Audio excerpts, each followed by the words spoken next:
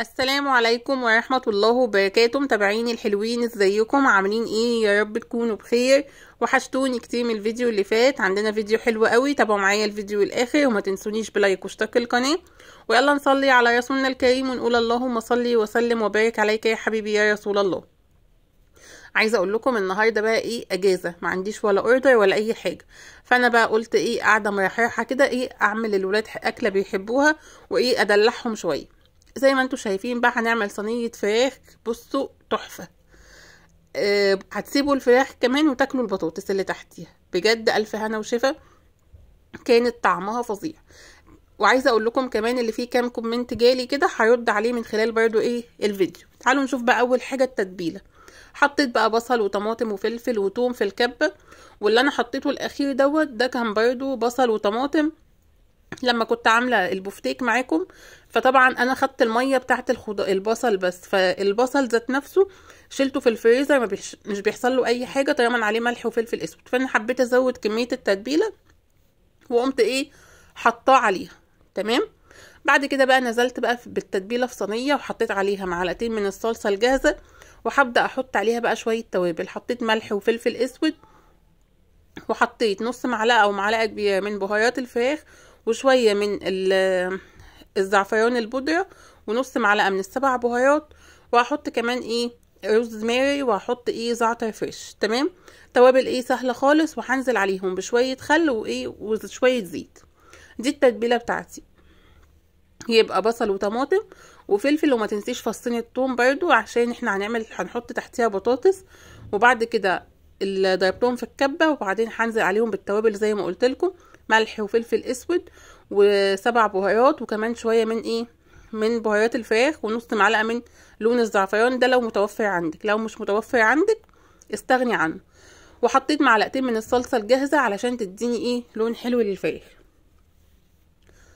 تمام. وحطيت برضو عود زعتر وعود ايه روزماري فريش. طبعا عندك البودر او المجفف مفيش مشكله، استخدميه برضو. هنا بقى قلبت الكلام ده كله بعد لما عصرت الليمون وحطيت ايه شويه من الزيت. تمام. تعالوا هنا بقى نجيب بطاطس ونقطعها كده زي ما انتم شايفين. وانا بقطع البطاطس عايزه ارد بس على كومنت جالي، اللي انتي سريعه يعني بتعملي الحاجه بسرعه. بصوا يا جماعه، يعني انا مش عارفه، يعني انا رديت على اللي كاتبالي التعليق. طبعا جزاها الله كل خير، ممكن تكون هي عايزه تلفت نظري لحاجه. انا بجري الفيديو علشان ما يبقاش طويل عليكم، فلو هو يعني مش قادرين تفهموا مني المعلومه اكتبولي يعني. وانا عارفه ان انا كمان بتكلم بسرعه، دي طبيعتي. فبرضو ايه اكتبولي. انا مش عارفه هي تقصد ده ميزه يعني اللي انا سريعه في المطبخ، ولا يعني هي عايزه تخليني يعني ابطأ شويه الفيديو وفي نفس الوقت اتكلم براحه شويه او اشرح براحه شويه. فاهميني؟ فبرضو اكتبولي وانا برضو تحت امركم. شوفوا ايه اللي ايه. انا هحاول لو الفيديو بيبقى سريع معاكم ومش عارفين تفهموا المعلومه مني او تاخدوا الوصفه كلها كامله، برضو ايه اكتبولي. لكن لو تقصد اللي انت سريعه في المطبخ بتعملي الحاجات كلها بسرعه، طبعا كتر خيرك، ربنا يجازيكي كل خير. انا فعلا سريعه في المطبخ، بحب اشتغل في كذا حاجه مع بعض زي ما قلت لكم. دي ايه الحاجه اللي كنت عايزه ايه ارد عليكم فيها. بعد بقى لما عملت التتبيله، طبعا اخدت شويه منها تبلت البطاطس. ما بحبش احط البطاطس على الفراخ واحط عليهم التتبيله واقلب كله مع بعضه. انا بقى تبلت البطاطس لوحدها، وبعدين قمت تبلت الفراخ لوحدها، وكنت مشرحه الفراخ وايه اكني بحشيها كده في الفتحات اللي انا عاملاها فيها. وخلاص على كده، وسايباها جنبي حوالي ايه نص ساعه او ساعه لغايه لما تشرب من التتبيله. تعالوا بقى نعمل هنا سلطه الدقوس. حطيت بقى توم وطماطم، وحطيت فلفل اللي هو الحامي وفلفل رومي. حابه تستغني عن الحامي مفيش مشكله، بس هو ده اساسها. وحطيت كمان ايه حزمه من الكزبره الخضراء. تمام. ضربت بقى كل الكلام ده مع بعضه كده لغايه لما إيه بقى يعني مفروم بس فيه قطع، يعني فاهميني. وبعد كده بقى هنزل عليه بشويه حاجات. اول حاجه معلقتين كبار من زيت. عندك زيت زيتون مفيش مشكله، انا عندي بس ما حبيتش احط لان ولادي مش بيحبوا زيت الزيتون، بس طبعا بيبقى هي اساسها زيت زيتون. حطيت زيت عادي وحطيت ليمون، وهحط كمان ايه معلقتين من الخل. وبعد كده بقى هنزل عليها بشويه توابل اللي هي ايه بقى ملح وفلفل وكمون وكزبره وشويه من البابريكا. دي التوابل اللي انا هحطها عليها بس، ملح وفلفل وكمون وكزبره وشويه من ايه من البابريكا. وهقلب بقى الكلام ده كله مع بعضه، وكده سلطة الدقوس جاهزة معانا. في ناس بتعمل سلطة الدقوس دي متسبكة على النار، يعني بتغليها على النار، بس انا ما بفضلش الطريقة ديت، او بمعنى اصح ما جربتهاش، فمش عارفة بقى الصراحة. انا بعملها اللي هي كلها ني في ني، وبتبقى حلوة جدا جنب الرز البسمتي، بتبقى طعمها حلو جدا، تحسي بقى ان انتي بتاكلي حاجة مسكرة. رز البسمتي بيبقى فيه نسبة سكر كده، مع دي بتبقى ايه حرشة كده وحامية، فالاتنين مع بعض بيبقوا ميكس حلو قوي. تمام. هقلب بقى الكلام ده كله مع بعضه وخلاص، وكده السلطة بتاعتنا ايه جاهزة. تعالوا بقى هنا، خلاص الفراخ طبعا كنت سبتها حوالي ساعة. تعالوا هنا بقى نعمل ايه حبة رز. عايزة اقول لكم الاكل بتاعنا النهاردة سهل وخفيف وعايز زي ما قلت لكم قبل كده، انا ولادي بيحبوا النواشف، مالهمش في الايه في الخضار والحاجات التقيلة، يعني كلنا بنحب هنا النواشف. المهم جبت بقى شوية زيت كده، وهبدأ اجيب بصلاية متوسطة وهقطعها مكعبات كده زي ما انتوا شايفين. هشوح بقى الكلام ده كله مع بعضه لغاية لما البصلاية ايه تدبل. تمام. وبعد كده هنزل عليها ب3 معالق من السكر. عايزه اقول لكم في برضو كومنت جالي الرز البسمتي مش بيظبط معاها. تمام. في طريقتين تعملي بيهم الرز البسمتي. الطريقه اللي انا بعملها دي حلوه جدا، هي تقصد الرز اللي بالخلطه، اللي هو بالزبيب والكبد والقوانص. تمام. الطريقه دي ممكن يعني تعمليها وتحمري جنبها كبد وقوانص، يعني تسلقيها وبعدين تشوحيها وتحمري جنبها في حته سمنه ايه شويه مكسرات.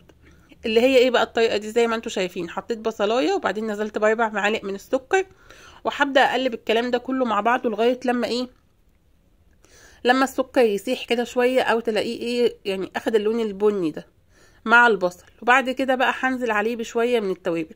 هحط بقى ورق لوري وحبهان، وهحط كمان نص معلقه من القرفه، ولو عندك قرفه اللي هي السيجار دي او القرفه الخشب دي حطي منها. وكمان هحط ايه لو ما عندكيش حطي قرفه باودر. وهحط شويه بقى من الكركم او شويه من لون الزعفران. تمام. توابله بسيطه جدا. الرز ده مش بحب احط فيه ولا لومي ولا قرنفل. تمام. يبقى انا كل اللي بحطه هو حبهان وورق لوري، وبحط شويه من القرفه، وكمان نص معلقه من ايه من الكركم او لون الزعفران ده او ده. تمام. بشوح بقى الكلام ده كله مع البصل والسكر لغايه لما بياخد اللون البني ده، وبعد كده بنزل عليه بالرز البسمتي زي ما انتوا شايفين، وايه ببدا اشوح الكلام ده كله مع بعض، وبعدين بنزل عليه بشويه من الزبيب، نص كوبايه من الزبيب، وهبدا اقلب الكلام ده كله مع بعض، وبعدين هنزل بمعيار الميه بتاعه. دي كده طريقه. الطريقه التانية اللي انت بقى ممكن تكرملي السكر لوحده في حله على الجنب، يعني تسيبي السكر لغايه لما يكرمل وتنزلي عليه بميه سخنه. تمام. وبعدين تشوحي الرز بالبصل بالتوابل برضو نفس الفكره، وتحطي ده على ده. دي طريقه ودي طريقه، والاتنين بيدوا نتيجه نفس النتيجه، وبيدوا ايه طعم حلو جدا. تمام. ممكن يكون الرز مش بيظبط معاكي لحاجه واحده بس، حاجه تانية. الرز البسمتي في السوق انواعه كتير جدا. تمام. فانتي خدي بالك من الرز البسمتي. هاتي الرز الذهبي اللي هي الحبه بتاعته القصيره ده، حلو جدا، تقريبا سعره في السوق كده 65 ل 70. الرز ده حلو قوي، انا بشتغل منه كمان، ما طعمه ذات نفسه حلو. في رز بسمتي بتلاقيه ليه طعم كده مش حلو. تمام. فانتي شوفي السعر اللي بقولك عليه ده من 65 ل 70، ده بيبقى حلو ولونه ذهبي كده. تمام. طبعا الفراخ استوت دخلتها بقى الفرن واخدت اللون زي ما انتوا شايفين، وادي الرز استوى وهبدا بقى نزلت كل الكلام ده في الصينيه بقى اعمل لهم جو القعده العربي كده، او تغيير بالميه. وهبدا بقى احط شويه من البقدونس، بس عايزه اقول لكم انا كنت بحط وانا خايفه لان ولادي مش بيحبوا اي خضره، فحطيت كده حبه صغيرين للشكل بس. وده عايزه اقول لكم بقى دي البطاطس اللي كانت تحت الفراخ، عايزه اقول لكم طعمها كان واخده من التتبيله، وبجد طعمها حلو جدا، عارفين زبده كده بس. وده الفيديو بتاعنا، واشوفكم فيديو جديد، والسلام عليكم ورحمه الله وبركاته.